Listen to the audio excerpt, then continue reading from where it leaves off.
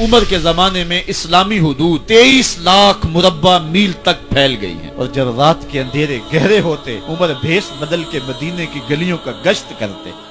कहा तुम्हारे घर से धुआं निकल रहा है और बच्चे रो रहे हैं, उनको खाना क्यों नहीं देती? कहने लगी उमर की जान को रो रही। उमर के पांव तले से जमीन निकल गई। कहा क्या हुआ? कहा 3 दिन से हमारे यहाँ खाने के लिए कुछ नहीं है। रोजाना बच्चे रोते हैं और मैं हंडिया के अंदर पत्थर डाल करके नीचे से आग डालती रहती हूँ कि बच्चे इंतजार कर करके सो जाएंगे। कम वक्त सो भी नहीं रहे और वो पत्थर पकेंगे भी क्या, और मैं उमर की जान को रो रही हूँ। हजरत उमर का कलेजा दहलने लगा। फौरन पलटे वापस बैतुल माल में आए, घी का एक कनस्तर लिया, आटे की बोरी ली, मिर्च मसाला जात बहुत कुछ उठाया, अपने कंधे पे रखा, बोरी अपनी कमर पे लादी। उमर बैतुल माल से निकले तो आपके खादम असलम ने देख लिया, आगे बढ़ा, कहा मेरे आका मैं उठाता हूँ। उमर की आंखों में आंसू है। कहा असलम कयामत के दिन मेरा बोझ उठा लोगे? कहा कयामत के दिन तो अपना अपना बोझ उठाना पड़ेगा। कहा उमर को आज अपना ही उठाने दो।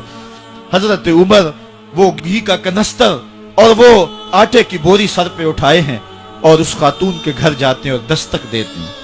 वो जब देखती है उसकी जान में जान आ जाती है। कहा जल्दी जल्दी आटा गूंदो, और उमर सब्जी काटने लग जाते हैं।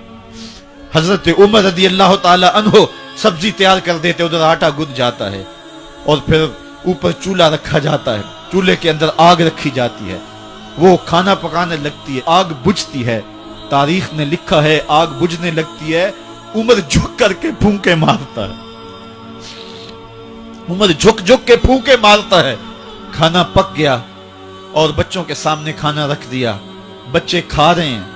अब बच्चे रो रो के निढाल हो चुके थे। हजरत उमर अपने हाथों को और अपने घुटनों को और अपने पांव को जमीन पे लगा के, जिस तरह बकरी का बच्चा चलता है वेड़े के अंदर, कभी इधर चलते हैं कभी इधर चलते हैं, ताकि बच्चे मुझे देख के खुश हों और दिल में कहते उमर जितना रुलाया है अब इतना हंसाना भी पड़ेगा। तो कभी उमर अमीरुल मोमिनीन, ये मैं किसी आज के जो है वो लोगों के वोटों पे मुंतखब होने वाले हुक्मरान की कहानी नहीं सुना रहा, मैं उस उमर की कहानी सुना रहा हूं जो 23 लाख मुरब्बा मील का हुक्मरान है, आधी दुनिया का बादशाह है। हजरत उमर जो है जिस तरह बकरी का बच्चा चलता है, इस तरह अपने हाथ और अपने घुटने जमीन पे टेक करके जो है वो इस तरह चलते हैं। बच्चे उमर को देख के मुस्कुराते हैं। जब बच्चे मुस्कुराने लगे तो हजरत उमर ने उस खातून से कहा बुढ़िया उमर को माफ कर दे। उसने कहा तू इतनी हमदर्दी क्यों करता है?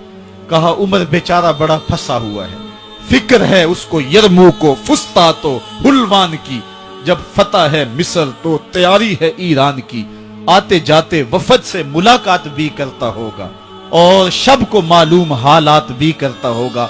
कांटों में उलझी हुई बेचारे की जान है, नींद उसको भी आती है, आखिर वो इंसान है, मेरी बहन उमर को माफ कर दे। उसने कहा नाना उमर की बात मेरे सामने न कर, कयामत का दिन होगा, उमर का गिरेबान होगा और मेरा हाथ होगा। जब उसने ये बात कही तो उमर बर्दाश्त न कर सके, बच्चों की तरह बिलक बिलक कर रोने लगे। कहा वो बदनसीब उमर तेरे सामने है, आज ही कहला जो कहना है, कयामत के दिन मुझे माफ रखना। उसने कहा तू उमर है? कहा बदनसीब उमर तेरे सामने खड़ा हूं। मेरे उमर कहते हैं अगर दजला के किनारे एक बकरी का बच्चा भी प्यासा मर गया, उसका हिसाब भी उमर से लिया जाएगा।